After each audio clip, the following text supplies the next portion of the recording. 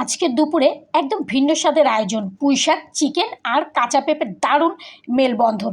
ঘরের রান্নাঘরে তৈরি হচ্ছে একেবারে দেশি স্বাদের স্পেশাল ডিশ। পুঁইশাকের সবুজে মাখা গন্ধ, সাথে মজাদার চিকেন আর কাঁচা পেঁপের হালকা মিষ্টি স্বাদ, সব মিলিয়ে হচ্ছে অসাধারণ ঝাল।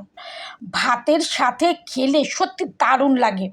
এই রান্নার সবচেয়ে বড় সৌন্দর্য হলো এটা একেবারে হালকা, পুষ্টিকর আর খেতে মজা। শাক আর সবজির পুষ্টি যেমন আছে, তেমনি চিকেনের প্রোটিনেও যোগ হয়ে দুপুরের খাবারকে করে তুলেছে আরও ভারসাম্যপূর্ণ। দুপুরে এই টাটকা খাবার শুধু পেট নয়, মনও ভরিয়ে দেবে। যারা একঘেয়ে মেনুতে ক্লান্ত, তাদের জন্য এই দেশি পদ হতে পারে নতুন আনন্দের স্বাদ। তাহলে আপনার দুপুরের প্লেটে কি আজ পুঁই শাক, চিকেন, পেঁপে থাকছে, নাকি আরও অন্য কিছু? যেটাই থাকুক না কেন, তৃপ্তি সহকারে খাবেন এবং খাওয়ার পরে অবশ্যই বলবেন আলহামদুলিল্লাহ, আল্লাহ যা রিজিকে রেখেছেন ভালো রেখে।